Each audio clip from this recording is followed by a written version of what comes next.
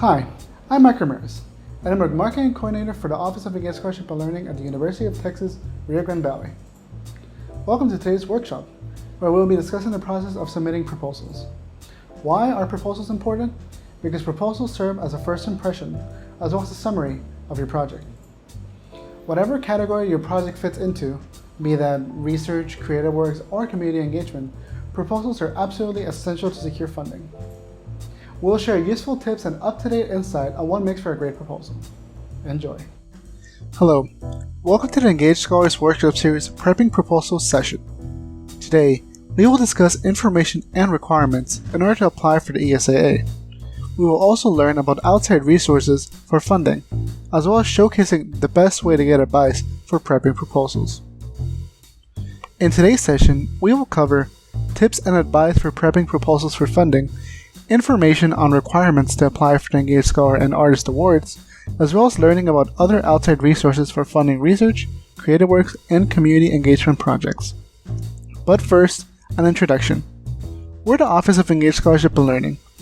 Our goals include supporting your academic experience across the university, focusing on student success through experiential learning activities, such as undergraduate research, creative works, service learning, and community engagement, as well as providing opportunities for you to become an engaged student through workshops, awards, advising, and more. Let's introduce today's topics. Proposals. We will discuss what proposals entail and what they are exactly. Tips. We will provide advice for your next proposal requesting funding. ESA. What it is and what the requirements are to apply for the Engaged Scholar and Artist Awards. Resources. Other outside resources that you might find useful. Let's get started with proposals. You may have heard proposals used in the form of calls. For example, call for proposals, or call for papers, or simply abbreviated CFP. Calls for proposals will state the planned outcome and stipulations.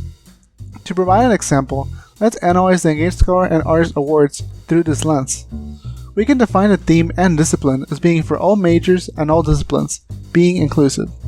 For our criteria, we are looking for research, creative works, or community engagement projects. In order to be eligible, the lead student must be a UTRGV undergrad. Our deadlines in this example are September 1st to the 30th. The method for submitting is the online submission portal, Submittable. Now let's discuss some common proposal components. Most calls for proposal require, at minimum, the following aspects. A project overview, where an abstract or artist statement is created as a summary of the project. A budget that serves as an estimate of expenses for a set period of time. A personal statement that outlines your potential, goals, and showcases your communication skills. And recommendations. These are written by mentors to provide information about a student's skill and past relationship. Let's discuss the project overview in greater detail. The overview should do the following. Describe your project's goals, process, and expected outcomes.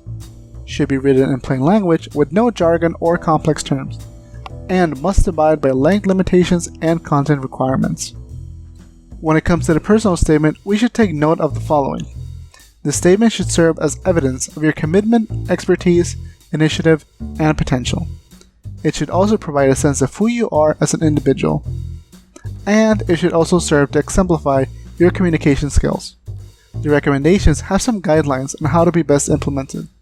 They should denote the recommender as a faculty mentor, this relationship being academic in nature. The recommendation should also provide context of past experience as well as define the relationship between the student and mentor. Another thing to mention is the merits of the project and the positive ways that it will impact the student's development. The budget has very well defined constraints that are to be followed to the letter. The budget should explain how the funds will be used and also how they will connect with the project objectives. Another necessity for the budget is to have it abide by the requirements defined by the program, such as the type of expenses or the funding limit. And finally, the budget should be realistic but not extravagant. Another important aspect of the budget is that it needs to be very detailed. Engaged Scholar and Artist Awards funding can be used for the following: wages, materials, student travel, as well as faculty travel up to $500. An example of a budget with poor detail would be the following. Wages are $2,000, The wages will be used to pay myself during my project. This example is very vague. A properly detailed budget could state, wages are $2,000. Wages will be used to pay 2 students, lead and support students. Lead student will use $1,000 and support student will use remaining $1,000 for a total of $2,000. We would like to start September 1st to December 11th for 7 hours a week for 15 weeks at $950 per hour. Much better. There is a writing workflow that should be followed when writing your proposal. The first step is to establish the foundation. We begin by writing about purpose, motivation, execution, outcome, and significance. We follow this up by revising and condensing. Write more, and then reduce. You must review your work and revise as needed.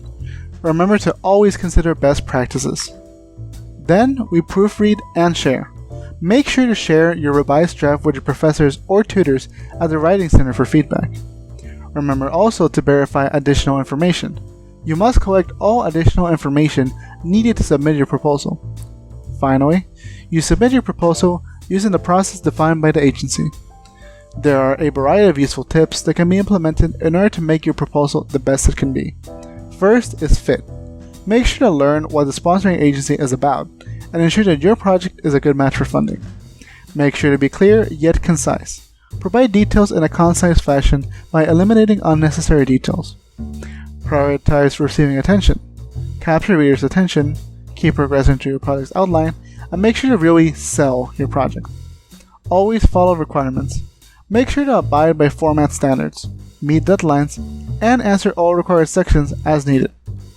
Have an active voice. Avoid passive voice and narration. Instead, make sure to focus and engage readers on what they need to know. Be standalone. Include all necessary information within your proposal and avoid making references to information not included. Make sure to be comprehensive. Describe the project with sufficient information for readers to understand the full picture. Watch your verbiage and audience. Write using words appropriate for readers. Always consider their status as non-specialists in your field. Avoid unnecessary jargon or abbreviations. Always review and revise. Double check your work, so that your abstract is free of any grammatical, spelling, or punctuation errors. Let's describe a standard award process. Most award processes follow a sequence similar to the following. First, the interested party applies, making sure to research the grant and complete the application on time. Then, the next step is to be awarded. In this step, you receive the award and agree to the terms. Afterwards, you must spend the funding. Utilize the funding according to the grant proposal. And finally, make sure to follow the requirements. Abide by the stipulations of the grant in order to maintain funding. Let us once again use the Engaged Scholar and Artist Awards as an example. The requirements stipulated are: attend the welcome session, fulfill the service requirement, submit a progress report, submit a final report, and present at the Engaged Scholar Symposium, ES². Here are some useful resources to help you in your application process. There's us, the Office of Engaged Scholarship and Learning. We provide support for ESA and other funding. Our email is esaa@utrgv.edu. Then, there's the Writing Center. They help with writing in all disciplines. They can assist with purpose, audience, genre, development, and organization. Their email is wc@utrgv.edu. There is also the Career Center. If needed, they provide mock interviews as well as guidance on listing your award on your resume. Their email is careercenter@utrgv.edu. Aside from these, there are also various institutes and centers that are a part of the UTRGV community. Other UTRGV offices may also provide listings of funding centers and support services. One such example is the C-STEM office. Another avenue to consider is faculty. One benefit of connecting with them is that they can offer discipline-specific guidance. Another aspect is their connection to resources and networks. If asked, they can also provide a letter of recommendation if needed. You can also consider the sponsoring agency. These can provide policies and resources specific to the award. They can also answer questions and elaborate on proposal requirements. You can check out the ESAA website for more information as well. Make sure to visit the site and select the track you need for your worksheet in order to figure out the best way to approach your submission. Of course, we should also consider some common concerns that people might have. A few examples are: how do I know if I am eligible to apply for funding? Make sure to review the CFP for a website or resource. Should I stick to word count requirements? Yes. Going over the limit may disqualify you from having the proposal considered for funding. I don't have a faculty mentor. Make sure to connect with your faculty and our office. Can I submit multiple grants? Yes. However, consider the needs of your project and the funding agency. How may I use the funds awarded? Make sure to review the CFP or resources for information regarding limitations of funds awarded. Can I resubmit? Yes. Most agencies are happy to provide feedback or support. When will I know if I was awarded funding? Refer to the CFP first, then review agency resources. Contact the agency if you are unable to locate the date of notification. Make sure to contact us. Our phone numbers are 956-882-4300 for Brownsville and 956-665-3461 for Edinburgh. Any questions can be answered through our website at www.utrgv.edu/engage, or can be directed to our email at engaged@utrgv.edu. Now that you've learned all the tips and tricks of submitting proposals, you are ready to make your project a reality. If you have any general questions or focus questions related to a specific project, make sure to contact us by email at engaged@utrgv.edu. As always, we hope you have enjoyed today's presentation, and we wish you a great day, scholars.